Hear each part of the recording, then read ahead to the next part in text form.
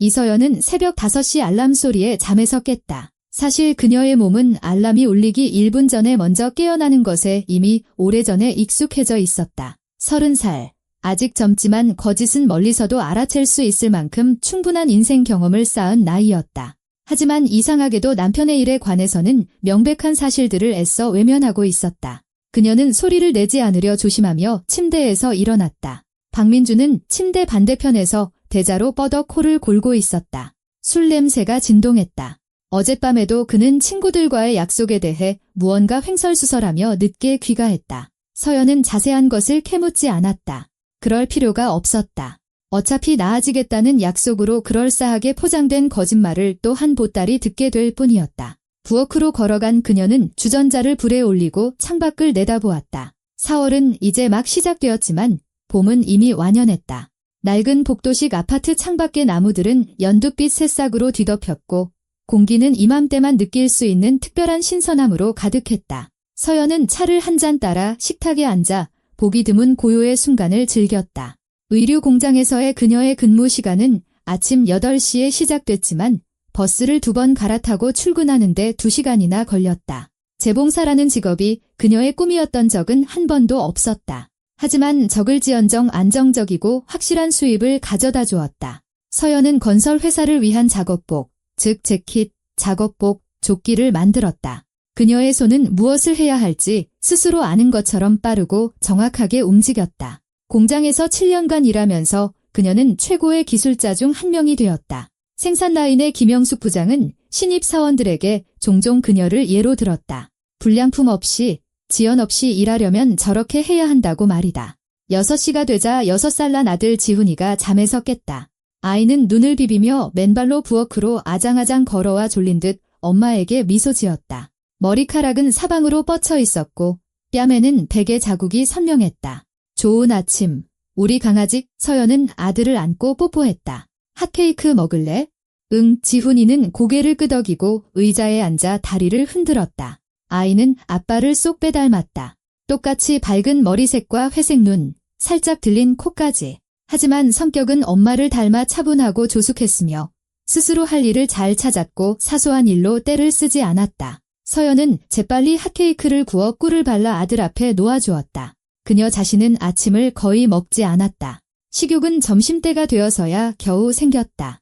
지훈이가 아침을 먹는 동안 그녀는 유치원에 가져갈 아들의 작은 가방을 쌌다. 갈아입을 옷, 물티슈, 손수건, 스케치북 등 모든 것이 제자리에 있는지 확인했다. 어제 선생님이 낡은 스케치북을 다 썼으니 새 것들 가져다 달라고 부탁했던 것이다. 6시 반이 되어서야 박민준이 마침내 일어났다. 그는 침실에서 면도도 하지 않은 꾀죄죄한 모습으로 낡은 홈웨어 바지와 색이 바랜 티셔츠 차림으로 나왔다. 35살이었지만 45은 좋게 되어 보였다. 실직은 가족의 재정 상태뿐만 아니라 그의 외모에도 깊은 흔적을 남겼다. 얼굴은 부석부석했고 눈 밑에는 다크서클이 짙었으며 움직임은 어딘가 무기력하고 의욕이 없어 보였다. 아침 먹을 거 있어? 그는 인사 대신 퉁명스럽게 물었다. 식탁에 핫케이크 있어요. 서연은 눈도 들지 않고 대답했다. 그녀는 지훈이의 점퍼 지퍼를 올려주며 옷을 입히고 있었다. 민주는 커피를 따르고 담배를 하나 물더니 발코니로 나갔다. 서연은 그의 뒷모습을 바라보며 깊은 한숨을 내쉬었다. 한때 그녀는 이 남자를 사랑했었다. 무릎이 떨리고 그에 대한 생각만으로 잠 못 이루는 밤을 보낼 정도로 진심으로 사랑했다. 10년 전 민주는 다른 사람이었다. 대기업 무역회사에서 일하는 야심찬 대리였고 돈도 잘 벌었으며 미래에 대한 계획도 세웠다. 그들은 만난 지 반년 만에 빠르게 결혼했고 2년 후 지훈이가 태어났다. 인생은 이제 막 시작되는 것 같았고 앞날에는 무한한 가능성이 펼쳐진 듯했다. 그러나 모든 것이 내리막길로 치닫기 시작했다. 먼저 민준이 경쟁에서 밀려 회사가 부도가 나면서 직장을 잃었다. 그는 금방 새 직장을 구하겠다고 약속했지만 몇 달이 하염없이 흘러갔다. 이력서는 수십 통씩 보냈지만 답장은 거의 없었고 면접 제안은 더더욱 드물었다. 그 후 대출이 시작되었다. 처음에는 결코 시작하지도 않은 개인 사업 자금 명목으로 은행에서, 그 다음에는 생활비와 집세, 식비를 메꾸기 위해 제2금융권에서 돈을 빌렸다. 그와 동시에 그는 온라인 도박에 빠져들었다. 서연이 그 사실을 알게 된 것은 우연히 시간을 보려고 그의 휴대폰을 들여다보았을 때였다. 열려있던 앱은 하룻밤 사이에 25만 원을 잃었다는 것을 보여주었다. 끔찍한 부부싸움이 벌어졌다. 민주는 이번이 마지막이라고, 상황을 통제하고 있다고, 곧 돈을 따서 모든 것을 몇 배로 갚겠다고 맹세했다. 하지만 그는 한 번도 돈을 딴 적이 없었다. 빚은 눈덩이처럼 불어났고 채권 추심원들의 전화는 매일같이, 때로는 한밤중에도 걸려왔다. 서연은 모르는 번호의 전화를 받지 않기 시작했다. 현관문에는 협박성 경고장이 덕지덕지 붙었고 이웃들은 흘깃거리며 뒤에서 수군거리기 시작했다. 지훈이를 유치원에 데려다주고 그녀는 일터로 향했다. 힘든 하루가 될 것 같았다. 주말까지 대량의 작업복을 납품해야 했다. 고객은 기한을 맞추지 못하면 계약을 파기하겠다고 으름장을 놓으며 재촉하고 있었다. 서연은 재봉틀 앞에 앉아 일에 몰두했다. 손은 기계적으로 움직였고 재봉선은 한치의 오차도 없이 반듯하게 그어졌지만 머릿속은 온통 다른 생각으로 가득했다. 어젯밤 친구인 수진에게서 전화가 왔다. 그녀는 쇼핑몰에서 민준이 어떤 여자와 함께 있는 것을 봤다고 조심스럽게. 그들은 3층 카페에서 커피를 마시며 웃고 손을 잡고 있었는데 아주 가까운 사이처럼 보였다고 했다. 여자는 화장이 짙고 비싼 옷을 입고 있었다. 수진은 미안해하면서도 알려야 할 의무가 있다고 생각했다고 말했다. 서연은 정보를 줘서 고맙다고 말하고 전화를 끊었다. 그녀는 남편과 따지고 들지 않았다. 무슨 의미가 있겠는가? 그들의 결혼은 오래전에 형식적인 것, 같은 주소와 성을 공유하는 것일 뿐이었다. 사랑은 증발했고 남은 것은 습관과 지훈이에 대한 책임감뿐이었다. 근무 시간은 느리게 흘러갔다. 서연은 작업복 10벌을 만들고 차를 3잔 마셨으며 동료들과는 거의 대화하지 않았다. 모두 그녀의 가정 형편이 어렵다는 것을 알고 있었지만 아무도 꼬치꼬치 캐묻지 않았다. 그녀의 과묵함과 집중력을 존중해 주었다. 오직 나이든 기술자인 정 할머니만이 지나가면서 그녀의 어깨에 손을 얹고 조용히 말했다. 힘내, 아가씨. 서연은 고개를 들지 않고 끄덕였다. 목구멍에 걸린 덩어리 때문에 말을 할 수가 없었다. 저녁 6시, 그녀는 유치원에서 지훈이를 데리고 집으로 향했다. 아이는 오늘 찰흙으로 공룡을 만들었고 밖에서 숨바꼭질을 했는데 자기가 너무 잘 숨어서 친구들이 10분 동안이나 찾았다고 신나게 이야기했다. 서연은 건성으로 들으며 미소 짓고 고개를 끄덕였다. 그녀의 생각은 다른 곳에 있었다. 다음 월급날까지 공과금을 내고 식료품을 살 돈이 충분할지 계산하고 있었다. 월급날까지는 아직 2주나 남았는데 지갑에는 고작 5만 원이 전부였다. 집에는 민준이 기다리고 있었다. 그는 텔레비전 앞에 앉아 총격과 추격전이 벌어지는 액션 영화 화면을 멍하니 응시하고 있었다. 식탁에는 마시다 만 맥주병이 놓여 있었고 옆에는 해바라기씨 껍질과 빈 담뱃갑이 널려 있었다. 어디 있었어요? 서연이 재킷을 벗으며 물었다. 하루 종일 집에 그는 고개도 돌리지 않고 대답했다. 왜? 아니에요. 그녀는 재킷을 옷걸이에 걸고 부엌으로 들어갔다. 더 이상 대화를 이어가지 않았다. 어젯밤에 만들어둔 된장찌개와 밥으로 지훈이에게 저녁을 먹였다. 아들을 목욕시킨 후 잠옷을 입혀 침대에 눕혔다. 아이가 이미 내용을 외워서 다음 대사를 알려줄 정도인 흥부와 놀부 이야기를 읽어주었다. 이마에 뽀뽀를 해주고 아이 방을 나와 문을 살짝 닫았다. 민주는 이미 소파에서 손으로 얼굴을 가린 채 졸고 있었다. 서연은 그를 지나쳐 침실로 들어가 누워서 눈을 감았다. 내일도 오늘과 똑같은 새로운 날이 될 것이다. 1. 피로, 침묵, 무관심. 하지만 새벽 2시 반쯤 현관문이 쾅 닫히고 열쇠가 돌아가는 소리가 들렸다.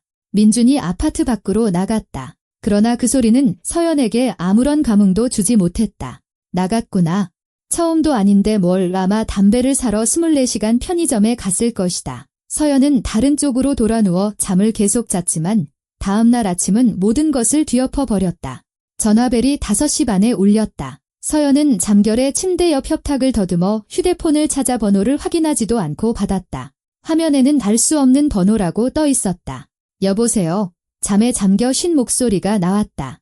이서연 씨 되십니까? 낯선 남자의 목소리. 딱딱하고 건조한 말투였다. 네, 맞는데요.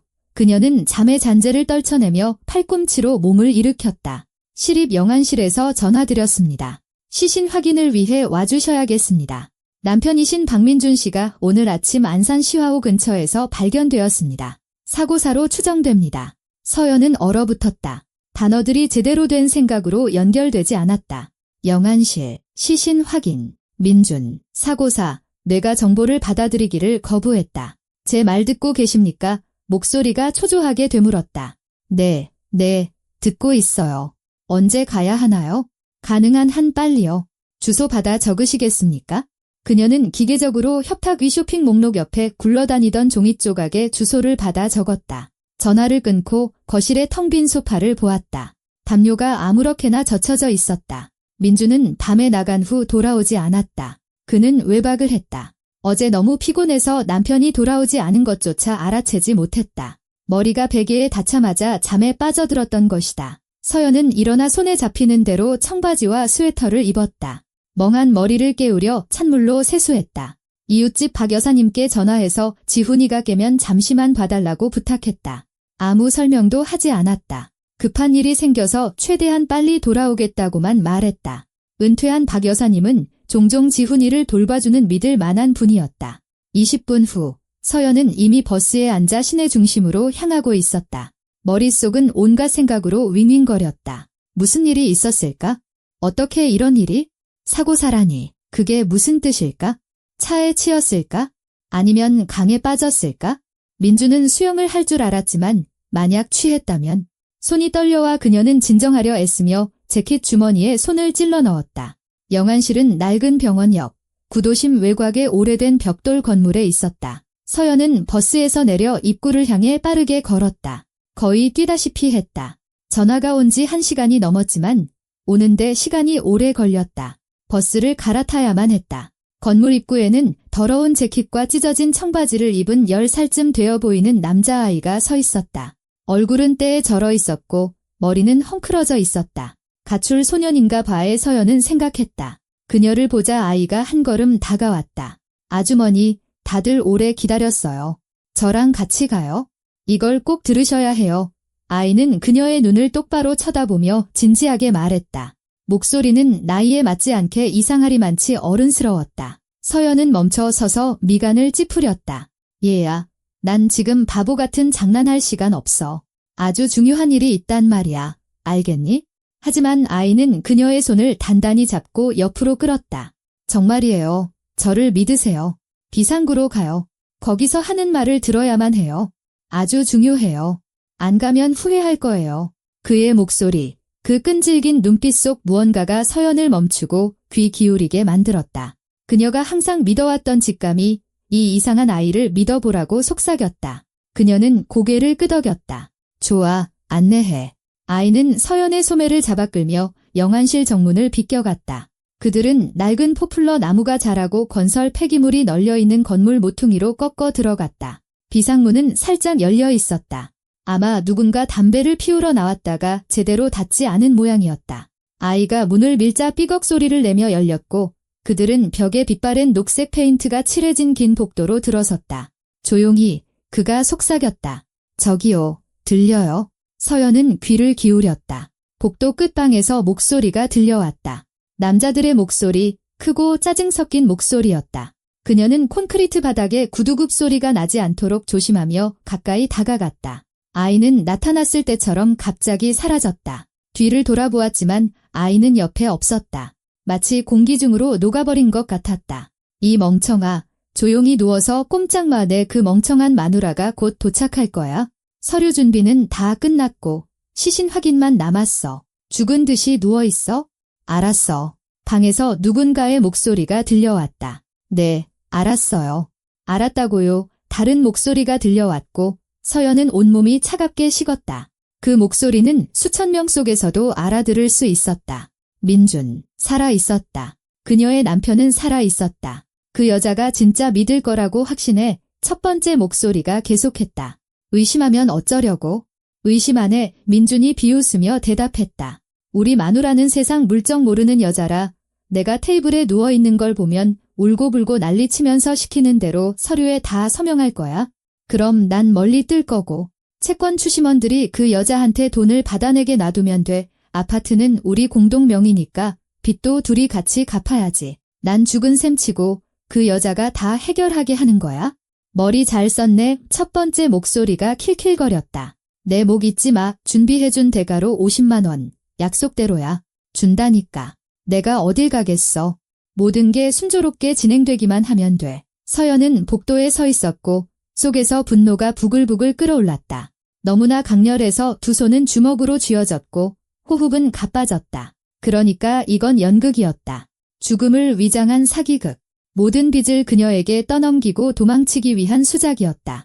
그녀는 자신이 바보처럼 저 방에 들어가 남편의 시신자 앞에서 울고 서류에 서명하고 그 후 채권 추심원들이 전화를 끊임없이 해대며 돈을 요구하고 협박하는 모습을 상상했다. 지훈이가 그 모든 것을 보게 될 것이다. 아들이 다른 사람의 빚, 다른 사람의 무책임함 때문에 상처받을 것이다. 아니, 그렇게는 안 되지. 서연은 문을 활짝 열고 방으로 들어갔다. 그곳에는 두 남자가 서 있었다. 한 명은 흰 가운을 입은 분명 이곳 직원인 남자였고 다른 한 명은 낡은 재킷을 입고 있었다. 금속 테이블 위에는 민준이 가슴까지 시트로 덮인 채 누워 있었다. 아내를 보자 그는 순간 얼어붙었다.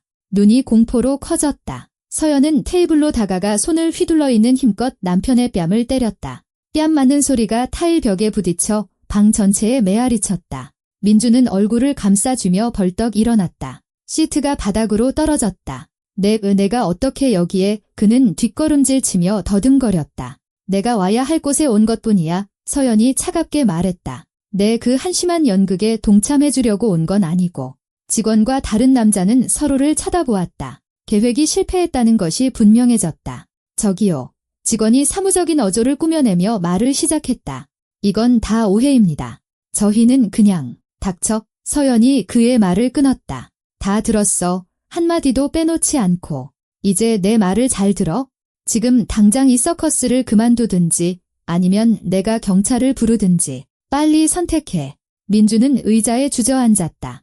얼굴이 하얗게 질렸다. 그는 자신이 걸려들었다는 것을 깨달았다. 다른 남자는 이를 갈며 욕을 하더니 출구를 향해 걸어갔다. 난 아무 상관없어. 이 사람들 전혀 몰라. 그는 말을 던지고 문 밖으로 사라졌다. 직원은 안절부절 못하며 발을 동동 굴렀다. 저기요. 전 겨우 30만 원 받았어요. 나쁜 짓 하려던 게 아니라 그냥 돈이 필요해서. 꺼져. 서연이 조용하지만 단호하게 말하자 직원은 서둘러 자리를 떴다. 둘만 남았다. 민주는 바닥에 시선을 고정한 채 앉아 있었다. 서연은 혐오감에 찬 눈으로 그를 바라보았다. 오랜 세월 동안 처음으로 연민도 후회도 느껴지지 않았다. 오직 차가운 경멸뿐이었다. 나와 지훈이에게 당신 빚을 남기고 떠나려고 했어. 그녀가 천천히 말했다. 죽은 척하고 도망치려고. 이게 얼마나 비열하고 추악한 짓인지 알기나 해? 서연아, 나한텐 다른 방법이 없었어. 그가 말을 시작했지만 그녀가 가로막았다. 방법이 없었다고? 일을 찾을 수도 있었잖아. 내 돈을 도박에 탕진하는 걸 멈출 수도 있었고 비겁한 쥐새끼처럼 굴지 않고 남자답게 행동할 수도 있었어. 하지만 아니, 당신은 가장 비열한 길을 택했지. 채권 추심원들이 협박해 내 다리를 부러뜨리겠다고 했단 말이야. 그게 내 문제야? 지훈이 문제야? 서연의 목소리가 높아졌다. 이 모든 걸 계획하면서 아들 생각은 했어? 걔는 당신이 죽은 줄 알았을 거고 평생 그 상처를 안고 살았을 거야. 민주는 침묵했다. 그에게는 변명할 거리가 없었다. 서연은 돌아서서 출구로 향했다. 서연아, 잠깐만. 그가 불렀다. 너 어떻게 할 거야? 그녀는 문턱에서 돌아섰다. 이혼할 거야. 오늘 바로 서류 제출할 거야. 만약 방해하거나 뭔가를 뜯어내려고 하면 당신이 여기서 꾸민 사기극을 모두에게 알릴 거야. 채권 추심원들이 당신이 어디 숨어 있는지 알게 되면 아주 흥미로워할걸. 그녀는 영안실을 나왔고 거리에 나서서야 비로소 깊은 숨을 내쉴 수 있었다. 손은 여전히 떨렸지만 두려움 때문이 아니라 해방감 때문이었다. 마치 몇 년 동안 짊어지고 있던 무거운 짐을 벗어 던진 것 같았다. 그녀는 휴대폰을 꺼내 예전에 친구가 추천해 주었던 변호사의 번호를 눌렀다. 새로운 삶을 시작할 때였다. 그날 저녁, 서연은 시내 중심가의 낡은 건물 3층에 있는 법률 사무소에 앉아 있었다. 강지영 변호사는 안경을 쓴 50대 여성으로 짧은 머리에 날카로운 눈빛을 하고 있었다. 그녀는 서연의 이야기를 들으며 때로는 고개를 끄덕이고 때로는 종이에 무언가를 메모했다. 상황이 유쾌하진 않지만 충분히 해결 가능합니다. 그녀는 펜을 내려놓으며 결론을 내렸다. 간소화된 절차로 이혼 소송을 진행하죠. 미성년 자녀가 있으니 법원은 당신 편을 들어줄 겁니다. 재산 문제에 관해서는 아파트는 공동 소유군요. 네, 서연이 고개를 끄덕였다. 결혼 중에 구입했고 두 사람 명의로 되어 있으니 가치의 절반에 대한 권리가 있습니다. 남편의 빚은 개인적인 채무입니다. 당신이 대출에 동의하지 않았고 그 존재를 몰랐다는 것을 증명한다면 말이죠. 증거가 있나요? 저는 어떤 서류에도 서명한 적이 없어요. 서연이 대답했다. 모든 대출은 그 사람이 혼자 받았어요. 저는 전화가 오기 시작했을 때야 알게 됐고요. 잘 됐군요. 그렇다면 법원이 그 빚을 남편 개인의 채무로 인정할 가능성이 매우 높습니다. 서류를 준비하세요. 혼인관계증명서, 아들 출생증명서, 아파트 등기부등본. 제가 소장을 준비하겠습니다. 일주일 후에 제출하죠. 사무실을 나오며 서연은 이상한 안도감을 느꼈다. 모든 것을 처음부터 다시 시작하는 것이 두려웠지만 이 유독한 결혼 생활에 머무는 것은 더욱 끔찍했다. 그녀는 이웃집에서 지훈이를 데려와 박 여사님께 감사 인사를 하고 아파트로 올라갔다. 민주는 아직 집에 없었다. 그리고 천만다행이었다. 저녁에 지훈이가 잠든 후 서연은 부엌에 앉아 차를 마시며 미래에 대해 생각하기 시작했다. 이혼은 한 달, 어쩌면 조금 더 걸릴 것이다. 아파트는 팔아야 할 것이다. 전 남편과 함께 사는 것은 불가능했다. 아파트 값의 절반이면 당분간은 버틸 수 있을 것이다. 그 다음엔 어떻게든 되겠지? 문득 도시에서 150km 떨어진 강원도 맑은 마을에 있는 부모님 집이 떠올랐다. 그녀가 도시로 이사 오기 전까지 어린 시절을 보냈던 작은 텃밭이 딸린 아담한 목조 주택이었다. 부모님은 3년 전 반년 차이로 돌아가셨다. 아버지가 먼저 심장마비로 그 다음엔 어머니가 슬픔을 이기지 못하고 집은 서연에게 남겨졌지만 장례식 이후 한 번도 그곳에 가본 적이 없었다. 그런 추억이 깃든 장소로 돌아가는 것이 고통스러웠지만 지금 그 집은 구원처럼 느껴졌다. 조용한 시골 마을, 맑은 공기, 채권 추심원도, 다툼도 없는 곳. 지훈이는 시골 학교에 다니고 그녀는 일자리를 찾거나 혹은 직접 무언가를 시작할 수도 있을 것이다. 그녀는 재봉사고 실력 좋은 재봉사였다. 주문 제작을 하거나 인터넷을 통해 판매처를 찾을 수도 있을 것이다. 요즘은 그게 유행이었다. 사람들은 장인을 찾고 양질의 작업에 기꺼이 돈을 지불했다. 생각은 구체화되기 시작했다. 서연은 노트북을 열고 시장 조사를 시작했다. 알고 보니 섬유 제품에 대한 수요는 엄청났다. 커튼, 침대보, 침구 세트, 이 모든 것이 수요가 많았다. 개인 장인과 협력하는 온라인 쇼핑몰도 있었다. 장인이 집에서 물건을 만들면 택배기사가 완성된 제품을 수거해 창고로 가져가는 방식이었다. 편리하고 수익성도 좋았다. 그녀는 저녁 내내 컴퓨터 앞에서 정보를 검색하고 계산을 했다. 자정 무렵 머릿속에 대략적인 계획이 세워졌다. 아파트를 팔고 자기 목인 약 1억 원을 챙긴다. 그 돈으로 전문 재봉틀, 오버로크, 소모품을 구입한다. 온라인 쇼핑몰과 협력 계약을 맺고 집에서 일하며 아들을 키우고 자신만의 작은 사업을 일군다. 다음 날 아침 민준이 집에 나타났다. 그는 초췌하고 겁에 질린 모습이었다. 서연은 문 앞에서 그를 맞았다. 짐 싸요. 그녀가 짧게 말했다. 어디서 살든 상관없지만 여긴 아니에요. 서연아, 우리 얘기 좀. 그가 말을 시작했다. 할 얘기 없어. 이혼 서류는 이미 준비됐어. 아파트는 팔고 돈은 반으로 나누는 거야.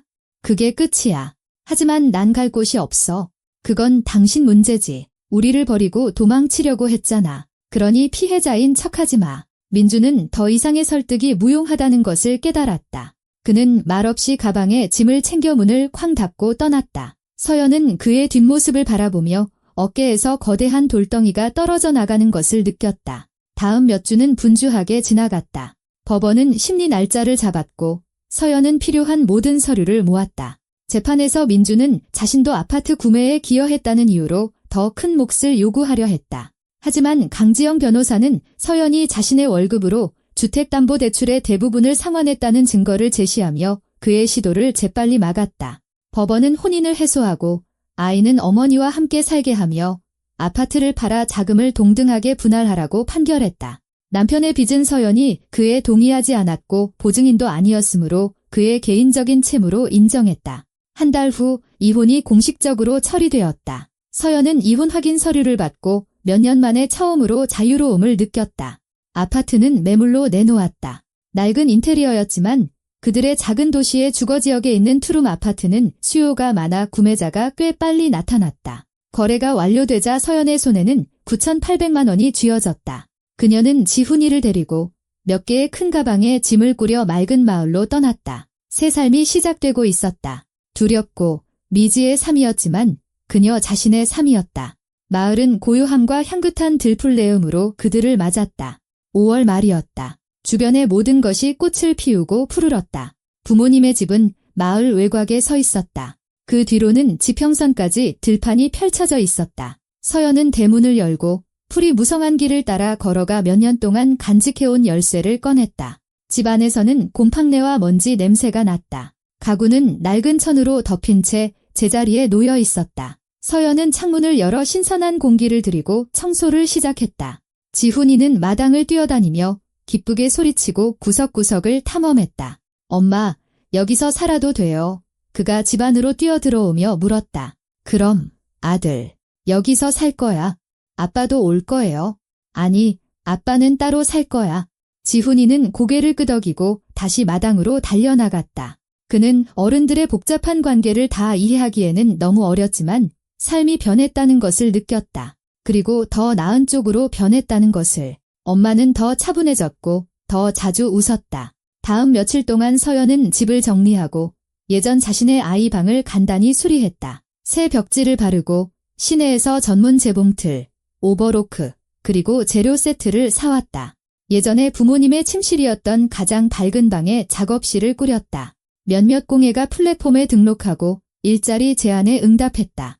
일주일 후 첫 주문을 받았다. 온라인 쇼핑몰을 위한 커튼 세트 제작. 첫 주문을 서연은 3일 만에 완성했다. 커튼은 완벽했다. 고든 박음질, 깔끔한 가장자리 처리, 정확한 치수. 그녀는 완성된 작품을 사진 찍어 주문자에게 보냈고 그는 매우 만족했다. 이틀 후 택배기사가 직접 집으로 와서 포장된 커튼을 수거하고 새 작업을 가져왔다.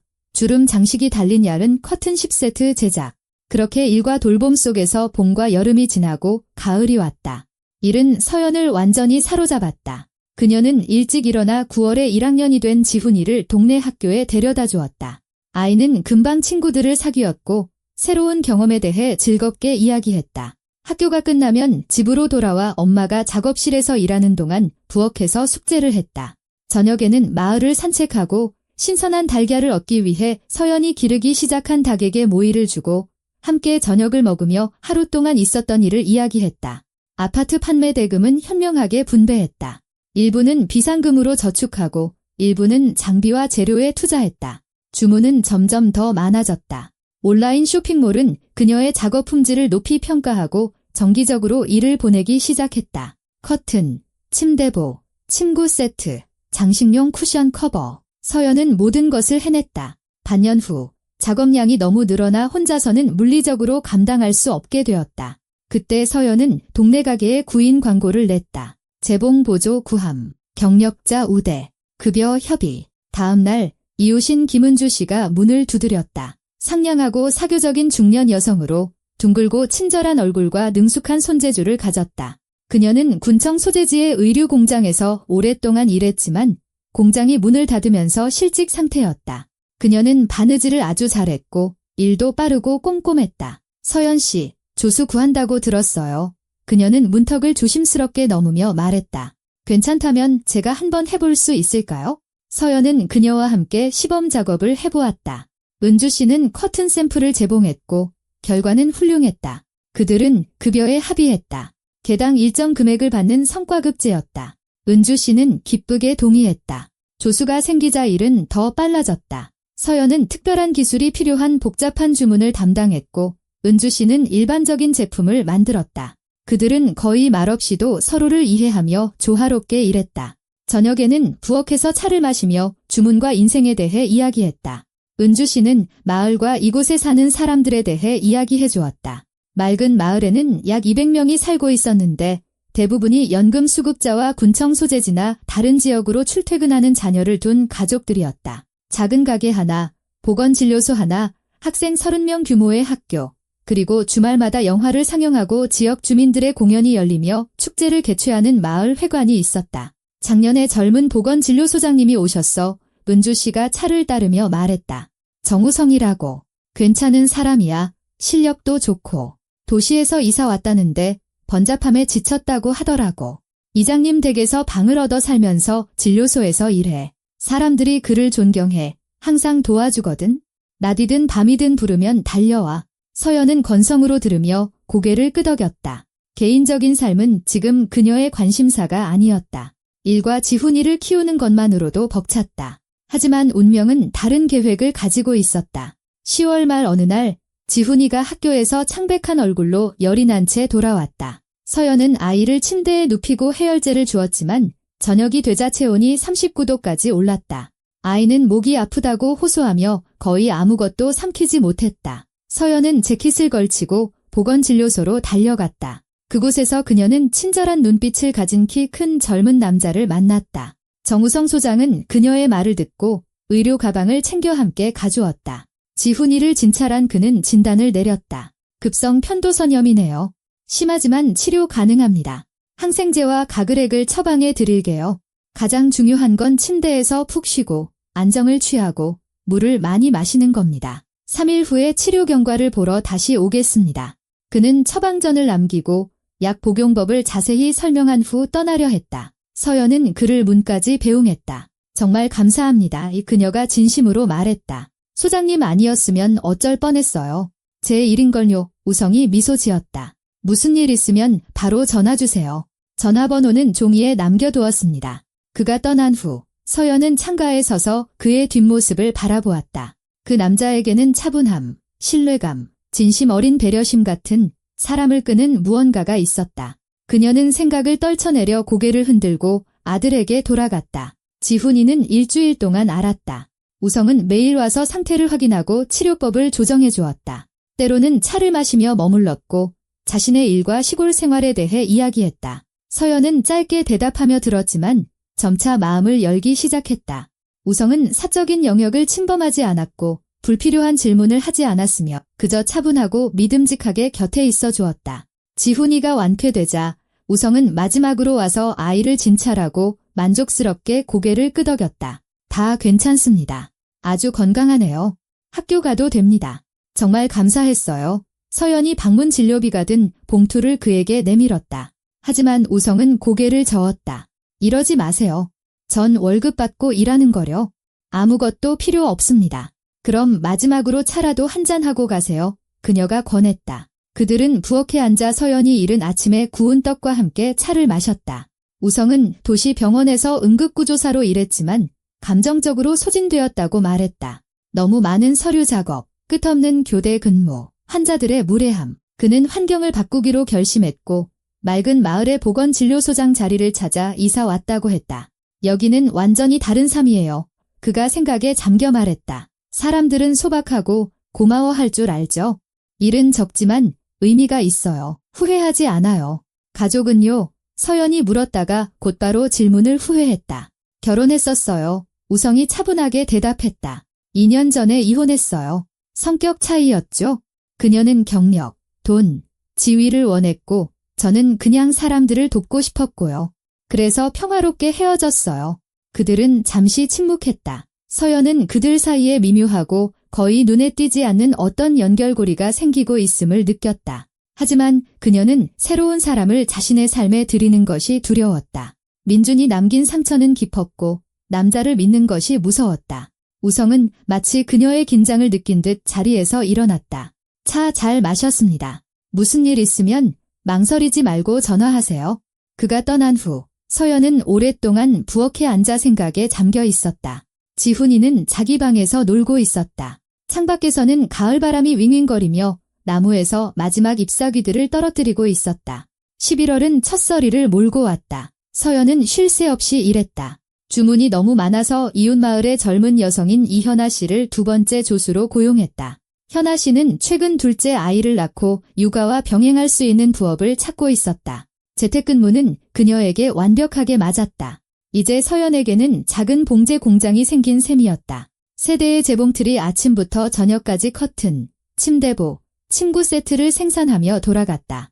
택배기사는 일주일에 2번 와서 완성된 제품을 수거하고 새 재료를 가져다 주었다. 돈은 꾸준히 들어왔다. 서연은 일부를 적금 계좌에 넣고 일부는 사업 발전에 투자했다. 그녀는 전문 재봉틀을 한 대 더 구입하고 원단을 대량으로 비축했으며 온라인 쇼핑몰과 품목 확대에 대해 합의했다.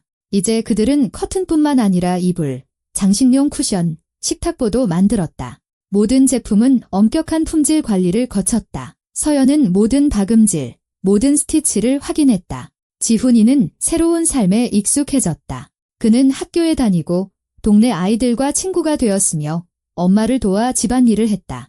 더 독립적이고 책임감 있게 변했다. 저녁에는 함께 책을 읽고 만화를 보고 보드게임을 했다. 삶은 안정되고 평온하며 예측 가능해졌다. 12월에 예상치 못한 한파가 닥치자 집의 난방 시스템이 감당하지 못했다. 서연은 직접 보일러를 만져보려 했지만 아무것도 해결되지 않았다. 결국 우성에게 전화해야 했다.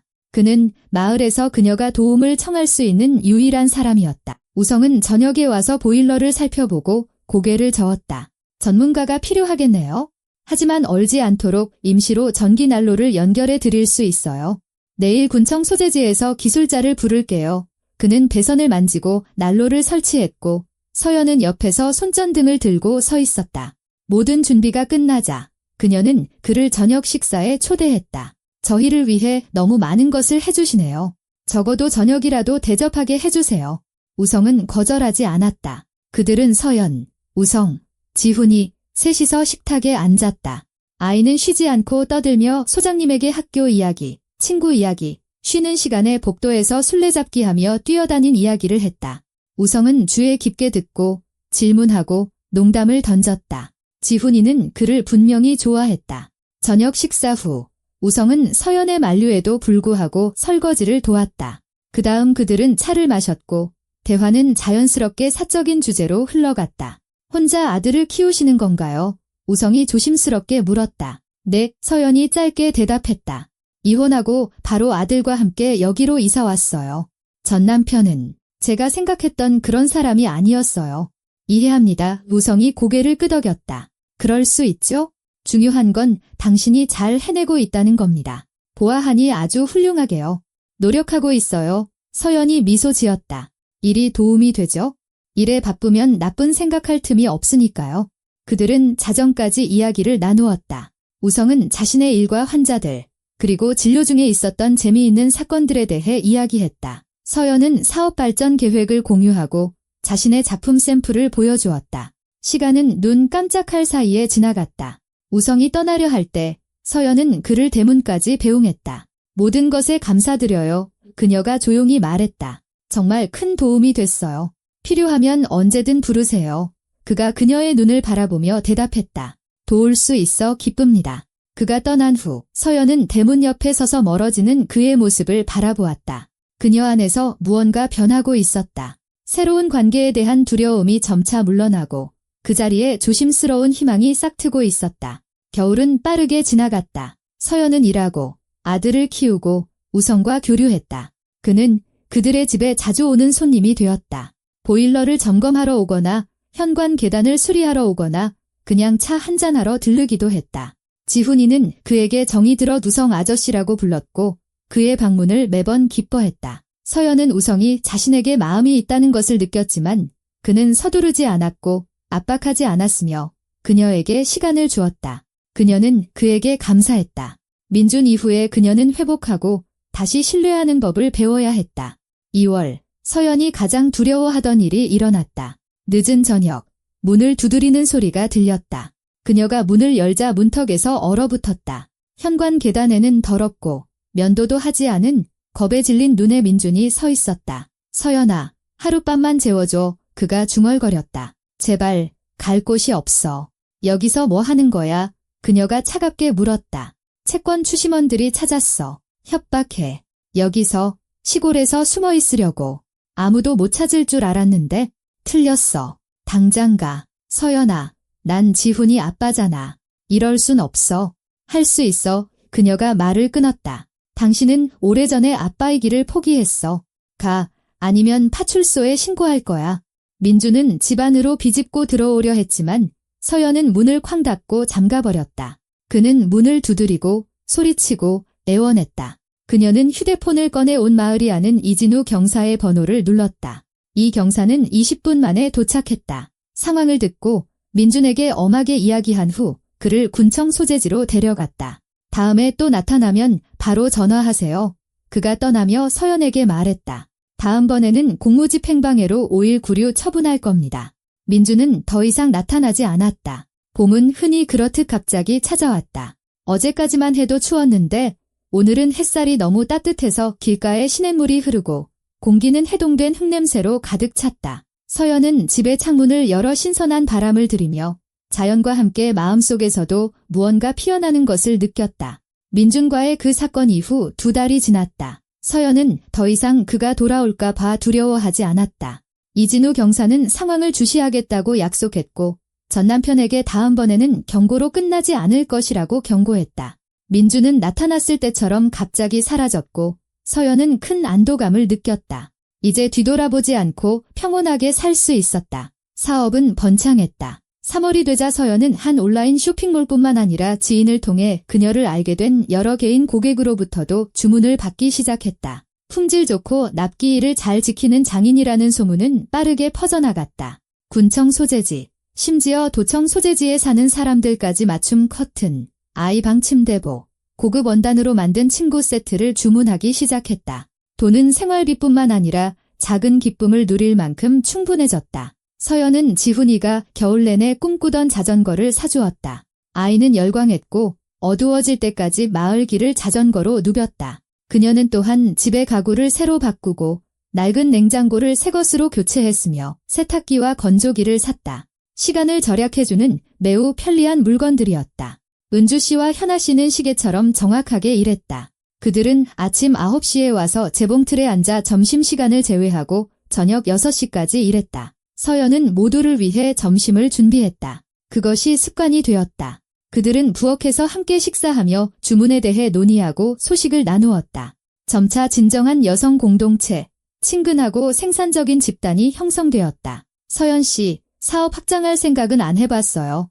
어느 날 은주 씨가 샌드위치를 한 입 베어 물며 물었다. 주문이 점점 많아지잖아요. 우리 셋이서는 이제 벅차요. 생각해봤어요. 서연이 인정했다. 그런데 별도의 공간이 필요해요. 여긴 이제 너무 좁아졌어요. 있잖아요. 현아 씨가 말을 꺼냈다. 돌아가신 최어르신 댁이 비어 있어요. 작년에 돌아가셨는데 상속인이 없대요. 집도 크고 튼튼한데 군청에 한번 알아봐요. 작업실로 임대할 수 있는지. 서연은 생각에 잠겼다. 나쁘지 않은 아이디어였다. 다음 날 그녀는 군청 소재지의 행정복지센터로 갔다. 그곳에서 재산관리팀의 윤서현 과장이 그녀를 맞았다. 를 가진 중년 여성이었다. 최어르신 댁 말씀이시죠? 그녀가 컴퓨터를 들여다보며 되물었다. 네, 군유 재산으로 되어 있네요. 상속인은 정말 없고요. 임대를 원하시나요? 네, 봉제 작업실로 쓰려고요. 저는 섬유 제품을 제작하고 온라인 쇼핑몰과 거래하고 있습니다. 확장이 필요해서요. 윤서현 과장은 몇 가지 추가 질문을 하고 서류 제출을 요청했다. 일주일 후 임대 계약이 준비되었다. 금액은 상징적인 수준이었다. 행정복지센터는 비어있는 집이 허물어지지 않고 활용되는 것에 관심이 있었다. 서연은 열정적으로 수리에 착수했다. 동네 남성들을 고용해 지붕을 고치고 배선을 교체하고 벽에 흰 칠을 했다. 직접 창문을 칠하고 장판을 깔고 책상과 재봉틀을 배치했다. 한 달 후 작업실은 준비되었다. 넓고 밝으며 3개의 작업 공간과 재단을 위한 큰 테이블이 있었다. 이사는 빠르게 진행되었다. 이제 일하기가 더 편해졌다. 집은 비워졌다. 서연은 재봉틀 소리를 듣지 않고 조용히 살고 쉴 수 있었다. 그리고 작업실에서 동료들은 서로 방해하지 않고 쾌적한 환경에서 일했다. 사업은 성장했다. 서연은 개인 사업자로 등록하고 공식적으로 세금을 내기 시작했다. 이것은 새로운 기회를 열어주었다. 이제 대기업과 계약을 체결하고 입찰에 참여할 수 있게 되었다. 군청 소재지의 한 상점에서 새 매장을 위한 커튼 한 묶음을 주문했다. 그 다음 호텔에서 주문이 들어왔다. 20개 객실을 위한 침구 세트를 만들어야 했다. 물량이 늘어나자 서연은 재봉사를 한 명 더 고용할 것을 고려했다. 구인 광고를 내자 최근에 도시에서 마을로 이사온 30대 여성 최미영 씨가 응답했다. 그녀는 의류 공장에서 10년간 일했고 자격증도 있었으며 빠르고 품질 좋게 재봉했다. 서연은 망설임 없이 그녀를 고용했다. 이제 작업실에는 서연 자신을 포함해 4명의 재봉사가 일했다. 비록 그녀는 점점 더 조직적인 문제, 즉 고객과의 소통, 재료 구매, 품질 관리, 회계 업무에 더 많은 시간을 할애했지만 말이다. 저녁에는 컴퓨터에 앉아 청구서와 주문서를 정리했다. 다음 주 작업을 계획했다. 지훈이는 자라서 더 독립적이 되었다. 2학년 때 공부를 잘했고 특히 수학과 체육을 좋아했다. 선생님은 그의 꾸준함과 성실함을 칭찬했다. 아이에게는 민수와 철수라는 친구가 생겼다. 그들은 함께 자전거를 타고 축구를 하고 숲에 오두막을 지었다. 서연은 아들이 행복해하는 모습을 보며 기뻤다. 시골로의 이사는 그에게 좋은 영향을 미쳤다. 맑은 공기, 넓은 공간, 제한 없이 밖에서 뛰고 놀 수 있는 기회. 여기에는 도시의 번잡함, 공격성, 위험이 없었다. 여기 아이들은 자유롭고 건강하게 자랐다. 우성과의 관계는 느리지만 확실하게 발전했다. 그는 계속해서 집에 들러 집안일을 돕고 지훈이와 시간을 보냈다. 때로는 셋이서 숲으로 버섯을 따러 가거나 강으로 낚시를 가거나 마을 회관 축제에 갔다. 서연은 이 남자에게 점점 더 끌리는 것을 느꼈지만 여전히 결정적인 한 걸음을 내딛기를 두려워했다. 4월 말 어느 날 우성이 그들을 피크닉에 초대했다. 그들은 그의 차를 타고 마을에서 10km 떨어진 호수로 갔다. 그곳은 놀랍도록 아름다운 장소였다. 주변은 소나무 숲이었고 물은 투명했으며 공기는 상쾌했다. 우성은 모닥불을 피우고 삼겹살을 구웠다. 지훈이는 해변을 뛰어다니며 물에 돌멩이를 던지고 재미있는 나뭇가지를 찾았다. 서연은 돗자리에 앉아 호수를 바라보며 평온함을 느꼈다. 이렇게 완전한 행복감을 느껴본 지 오래되었다. 여기 마음에 들어요. 우성이 옆에 앉으며 물었다. 아주요. 그녀가 조용히 대답했다. 아름답고 평화로워요. 그들은 잠시 침묵했다. 지훈이는 무언가 발견한 것에 정신이 팔려 해변을 따라 더 멀리 달려갔다. 서연 씨, 정이 조심스럽게 시작했다. 할 말이 있어요. 오래전부터 하고 싶었는데 어떻게 다가가야 할지 몰랐어요. 그녀가 그를 향해 돌아보자 심장이 더 빨리 뛰기 시작했다. 당신이 힘든 경험을 했다는 거 알아요. 시간이 필요하다는 것도 이해하고요. 하지만 더 이상 침묵할 수는 없어요. 당신을 정말 좋아해요. 여자로서, 사람으로서, 어머니로서 당신이 얼마나 강한지, 모든 것을 어떻게 감당하는지 보고 있어요. 그리고 저는 곁에 있고 싶어요. 그냥 친구가 아니라 그 이상으로요. 서연은 들으면서 두 가지 감정, 즉 두려움과 희망이 마음속에서 싸우는 것을 느꼈다. 다시 실수하고, 다시 믿었다가 다시 배신당할 것에 대한 두려움, 그리고 버리지 않고, 속이지 않고, 실망시키지 않은 좋은 남자도 있다는 희망. 우성씨, 저의 그녀는 말을 더듬으며 단어를 골랐다. 저도 당신과 함께 있으면 좋아요. 하지만 두려워요. 실수를 반복할까봐. 이해해요. 그가 고개를 끄덕였다. 재촉하지 않을게요. 그냥 알아주세요. 기다릴 거라는 걸 얼마가 걸리든. 그는 그녀의 손을 잡고 입을 맞추었다. 서연은 손을 빼지 않았다. 그들은 그렇게 호수를 바라보며 앉아 있었고 말은 필요 없었다. 5월, 서연에게 우성이 바로 그 사람이라는 것을 최종적으로 확신시켜준 사건이 일어났다. 지훈이가 자전거에서 떨어져 잘못 착지하면서 팔이 부러졌다. 서연이 작업실에 있을 때 이웃인 박 여사님에게서 전화가 와 소식을 전했다. 그녀는 모든 것을 내던지고 집으로 달려갔다. 그곳에는 이미 우성이 와 있었다. 그는 임시 부목을 대고 진통제를 주고 아이를 군청 소재지의 응급실로 데려가려던 참이었다. 같이 가요. 그가 차분하게 말했다. 괜찮을 거예요. 걱정하지 마세요. 그들은 그의 차를 타고 갔다. 지훈이는 창백했지만 울지 않고 씩씩하게 버텼다. 우성은 길 내내 그와 대화하며 아픔을 잊게 하려고 자신의 환자들에 대한 재미있는 이야기를 들려주었다. 응급실에서 엑스레이를 찍고 깁스를 했다. 골절은 복잡하지 않았고 어긋나지도 않았다. 한 달 동안 깁스하고 그 다음 풀면 됩니다. 의사가 설명했다. 아이니까 금방 나을 거예요. 돌아오는 길에 지훈이는 뒷좌석에서 잠이 들었다. 서연은 우성 옆에 앉아 그를 바라보았다. 그의 차분한 얼굴, 운전대를 잡은 자신감 있는 손, 잠든 아이를 향해 이따금 던지는 다정한 시선. 고마워요. 그녀가 조용히 말했다. 모든 것에 대해서요? 천만에요. 그가 미소 지었다. 도울 수 있어 기뻐요. 저에게는 남의 일이 아니니까요. 알죠? 알아요. 그녀가 고개를 끄덕였다. 저에게도 마찬가지예요. 저녁에 지훈이를 재운 후 그들은 부엌에 앉아 차를 마셨다. 우성은 떠나려 했지만 서연이 그를 멈춰 세웠다. 남아줘요. 그녀가 부탁했다. 오늘 혼자 있고 싶지 않아요. 그는 남았다.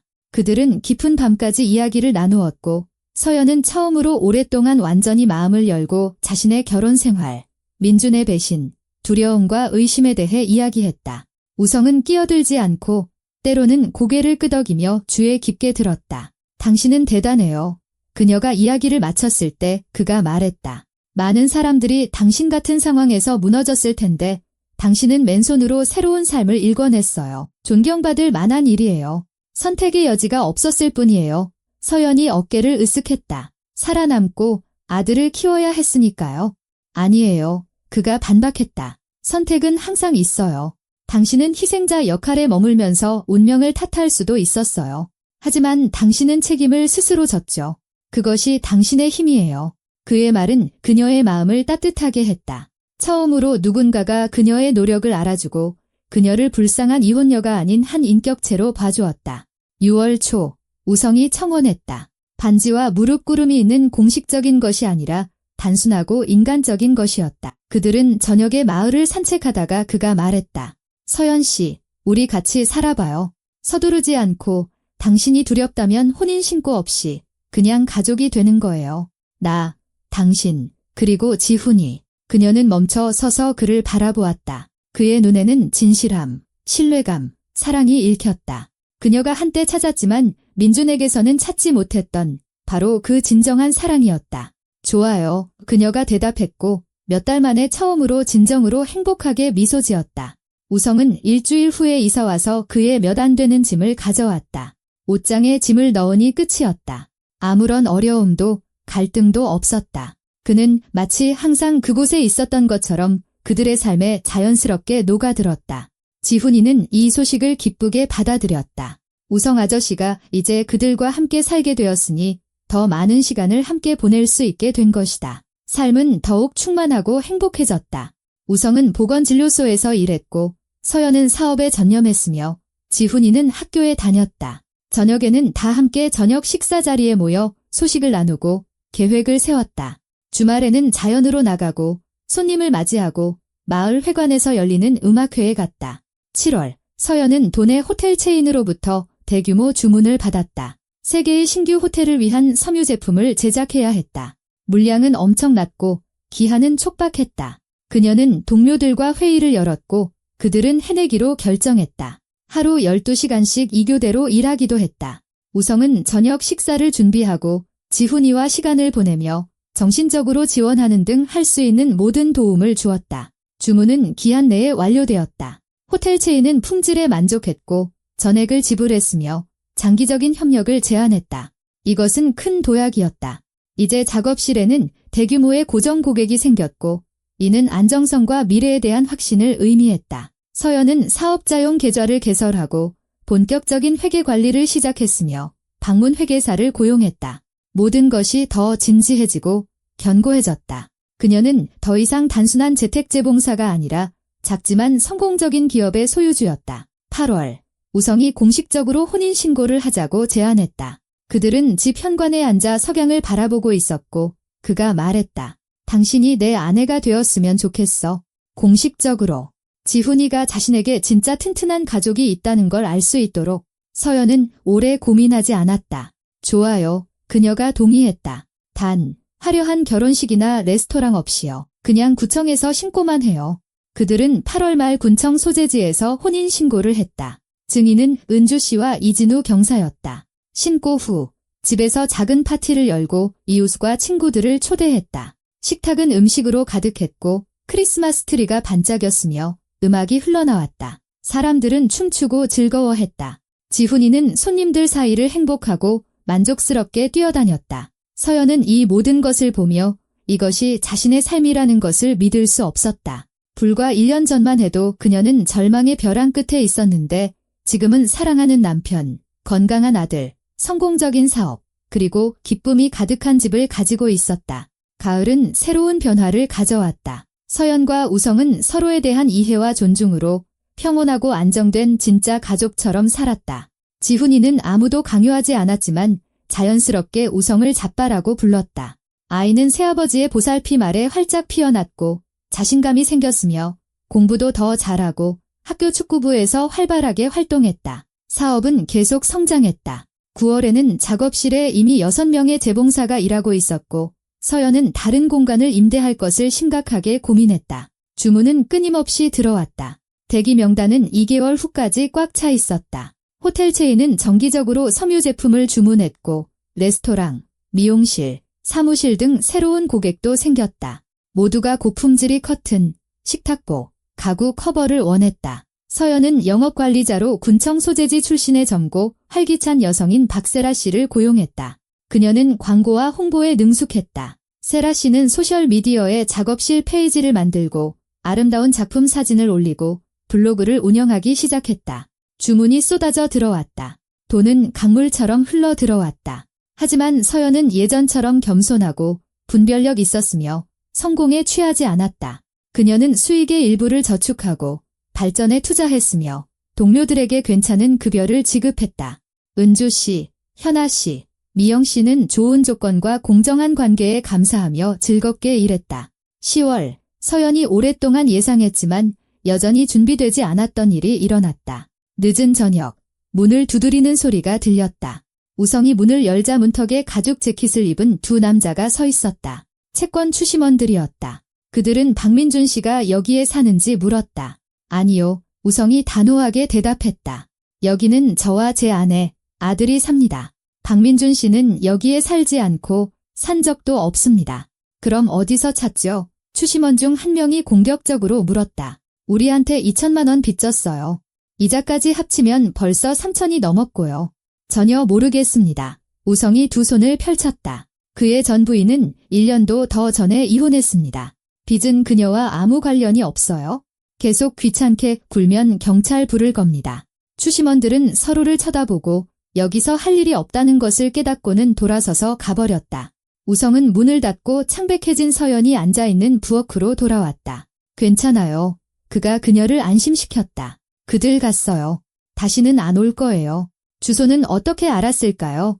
그녀가 조용히 물었다. 아마 민준이가 떠벌렸거나 당신을 괴롭히려고 직접 알려줬겠죠. 하지만 그건 중요하지 않아요. 중요한 건 그들이 당신에게 아무런 요구도 할 수 없다는 거예요. 당신은 보증인도 아니고 공동 채무자도 아니에요. 이혼은 처리됐고 재산은 분할됐어요. 법적으로 당신은 깨끗해요. 서연은 고개를 끄덕였지만 불안감은 가시지 않았다. 그녀는 민준이 어떤 비열한 짓도 저지를 수 있는 사람이라는 것을 알고 있었고 그녀의 예감은 맞았다. 일주일 후 토요일 아침, 온 가족이 장을 보러 군청 소재지로 가려던 참에 대문 앞에 민준이 나타났다. 그는 끔찍한 모습이었다. 야위고 더러웠으며 얼굴에는 구타의 흔적이 있었다. 옷은 헐렁했고 그에게서는 술 냄새와 악취가 풍겼다. 서연은 마당으로 나와 전 남편과 몇 미터 떨어진 곳에 멈춰섰다. 우성은 그녀의 어깨에 손을 얹고 옆에 섰다.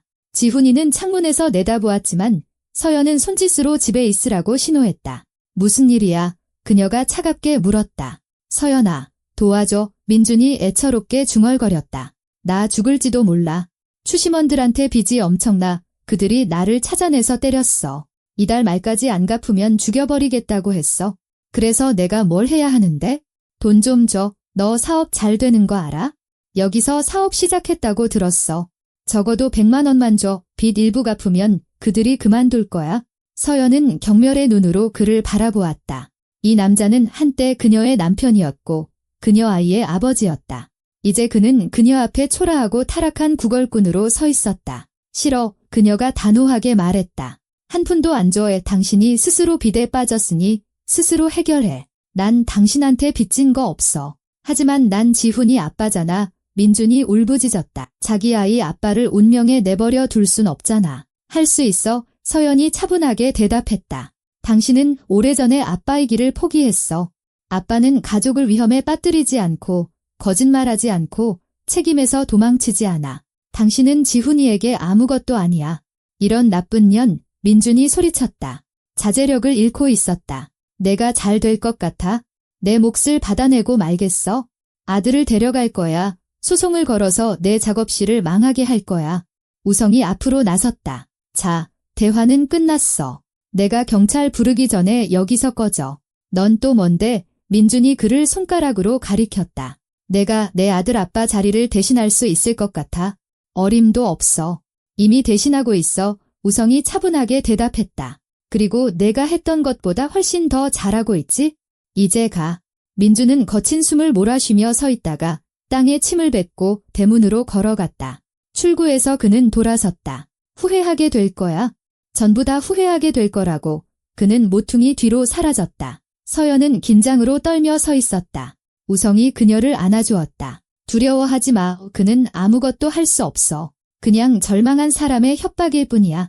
하지만 우성은 틀렸다. 민준은 정말로 무언가를 꾸미고 있었다. 다음 주 서연에게 법원에서 소장이 날아왔다. 민준이 자신이 근로 능력이 없고 전처의 물질적 지원이 필요하다는 이유로 자신에 대한 부양료를 청구하는 소송을 제기한 것이다. 또한 그는 아들과의 면접 교섭 일정을 정해달라고 요구했다. 서연은 서류를 들고 책상에 앉아 변호사인 강지영에게 전화했다. 그녀는 주의 깊게 듣고는 코웃음을 쳤다. 이건 완전히 말도 안 되는 소리죠. 물론 전 배우자에 대한 부양료는 장애, 고령, 객관적으로 일할 수 없는 상황에서 생계수단이 없는 등 예외적인 경우에만 인정됩니다. 당신의 전남편은 젊고 건강하며 단지 게으를 뿐이에요. 법원은 분명히 그의 청구를 기각할 겁니다. 아이와의 만남에 관해서는 그건 좀 더 복잡해요. 법적으로 그는 아버지이고 아들을 만날 권리가 있어요. 하지만 우리는 그러한 만남이 아이의 심리 상태에 해롭다는 것을 증명할 수 있습니다. 그러려면 뭐가 필요한가요? 심리 상담사의 소견서, 학교 생활 기록부, 증인 진술서요. 모을 수 있겠어요? 모을게요. 서연이 단호하게 대답했다. 그녀는 철저하게 일을 처리했다. 학교에 가서 담임 선생님에게 지훈이가 안정된 가정에서 자라고 공부도 잘하며 심리적으로 안정되어 있다는 내용의 생활 기록부를 요청했다. 선생님은 요청을 이해하고 상세한 기록부를 작성해 주었다. 그 다음 서연은 지훈이를 군청 소재지의 아동심리 상담사에게 데려갔다. 전문가는 아이와 대화하며 가족과 부모님과의 관계에 대해 질문했다. 지훈이는 친아버지는 거의 기억나지 않는다고 솔직하게 말했다. 대신 함께 놀아주고 숙제를 도와주고 낚시에 데려가주는 우성 아빠를 아주 좋아한다고 했다. 심리 상담사는 소견서를 발급했다. 아동은 계부에게 심리적으로 애착을 형성하고 있으며 그를 아버지로 인식하고 있음. 반사회적인 생활 방식을 보이며 부정적인 본보기가 되는 친부와의 만남은 아동의 정신에 상처를 줄 수 있음. 재판은 11월 초에 열렸다. 민주는 어떤 변호사와 함께 왔고 서연은 강지영 변호사와 서류 뭉치를 들고 왔다. 심리는 2시간 동안 계속되었다. 민주는 동정심에 호소하려 했으며 자신이 얼마나 힘들게 사는지 아들 없이 얼마나 고통스러운지 이야기했다. 강지영 변호사는 민준이 건강하고 근로 능력이 있지만 자신의 의지로 일하지 않는다는 증명서, 그의 여러 차례 공공질서 위반에 대한 경찰 기록, 심리상담사 소견서와 학교 생활 기록부를 제시하며 그의 모든 주장을 체계적으로 반박했다. 판사는 서류를 주의 깊게 검토하고 판결을 내렸다. 박민준의 청구를 전부 기각한다. 근거가 없으므로 부양료는 지급하지 않는다. 미성년자의 심리 상태에 잠재적 해를 끼칠 수 있으므로 자녀와의 만남은 제한한다. 피고가 생활 방식의 변화를 증명할 경우 1년 후 만남 가능성을 재검토한다. 민주는 창백한 얼굴로 턱을 악물고 앉아 있었다. 판사가 판결문 낭독을 마치자 그는 벌떡 일어나 법정을 뛰쳐나갔다. 서연은 안도의 한숨을 내쉬었다. 모든 것이 끝났다. 이제 그는 정말로 단념할 것이다. 하지만 이것도 끝이 아니었다. 2주 후 늦은 저녁, 온 가족이 잠든 시간에 서연은 전화벨 소리에 잠이 깼다. 이진우 경사였다. 이서연 씨, 늦은 시간에 죄송합니다. 알려드릴 게 있어서요. 오늘 당신의 전남편이 군청 소재지에서 체포되었습니다. 가게를 털려다 잡혔어요. 지금 경찰서에 있고 사건이 접수될 겁니다. 아마 실형을 받을 것 같네요. 이미 소액 사기로 집행유예 전과가 있거든요. 그러니 이제 안심하고 주무셔도 됩니다. 그가 더 이상 당신을 괴롭히지 못할 겁니다. 서연은 경사에게 감사 인사를 하고 전화를 끊었다. 불안감에 거친 숨을 몰아쉬며 침대에 앉았다. 우성이 잠에서 깼다. 무슨 일이에요? 그가 졸린 목소리로 물었다. 민준 씨가 체포됐대요. 강도 짓을 했다고. 아마 감옥에 갈 것 같아요. 우성이 그녀를 안아주었다. 그럼 죗값을 치르는 거네요. 누구나 언젠가는 자기 행동에 책임을 져야 하죠. 서연은 고개를 끄덕이고 다시 누웠다. 마음속에는 기쁨도 고소함도 없었다. 오직 피로감과 안도감뿐이었다. 그녀 인생의 이 장은 마침내 완전히 닫혔다. 삶은 계속되었다. 12월은 연말의 분주함을 가져왔다. 작업실은 최대치로 가동되었다. 모두가 명절을 맞아 인테리어를 새롭게 하고 싶어 했다. 서연과 동료들은 크리스마스 문양이 있는 커튼, 식탁보, 장식용 쿠션 커버를 만들었다. 일이 너무 많아서 임시로 2명의 재봉사를 더 고용해야 했다. 새해 전날 서연은 한 해를 결산했다. 1년 동안 사업은 5배 성장했다. 순이익은 1억 원을 넘었다. 모든 직원은 두둑한 상여금을 받았다. 서연 자신은 예전에는 꿈도 꾸지 못했던 것들을 할 수 있게 되었다. 차를 사고 집을 수리하고 지훈이의 교육비를 저축했다. 새해는 집에서 가족과 함께 맞았다. 서연, 우성, 지훈이, 그리고 은주씨 부부와 현아씨 가족까지. 식탁은 음식으로 가득했고 트리는 반짝였으며 음악이 흘러나왔다. 아이들은 뛰어다니고 어른들은 이야기하며 웃었다. 자정, 모두가 불꽃놀이를 하러 마당으로 나갔을 때 우성이 서연을 안고 귀에 속삭였다. 올 한 해 고마웠어요. 당신 덕분에 행복했어요. 당신이 날 행복하게 해줬어요. 그녀가 그에게 키스하며 대답했다. 진짜 남자가 있다는 걸 보여줬잖아요. 지훈이가 행복하고 흥분된 모습으로 그들에게 달려왔다. 엄마, 아빠, 저기 봐요. 은주 아줌마 남편이 쏜 불꽃놀이 진짜 멋져요. 그들은 형형색색의 불꽃이 흩어지는 하늘을 바라보았고 서연은 인생이 얼마나 극적으로 변할 수 있는지 생각했다. 불과 2년 전만 해도 그녀는 불행한 결혼 생활, 빚, 절망의 나락에 있었다. 지금 그녀는 사랑하는 남편과 행복한 아들, 성공적인 사업, 그리고 따뜻함과 기쁨이 가득한 집을 가지고 있었다. 영안실 앞에 그 소년이 그녀를 구했다. 그가 아니었다면 그녀는 민준의 사기극에 넘어가 서류에 서명하고 남의 빚을 떠안았을 것이다. 삶은 어둡고 절망적인 다른 길로 갔을 것이다. 하지만 운명은 그녀에게 기회를 주었고 그녀는 그 기회를 잡았다. 때로는 죽은 자가 부활하기도 한다. 산자들이 내면적으로 얼마나 죽어 있었는지를 보여주기 위해서 무너진 이들은 스스로 포기하지 않고 앞으로 나아가 낡은 삶의 폐허 위에서 새로운 삶을 건설할 힘을 찾을 때 다시 무릎을 펴고 일어선다.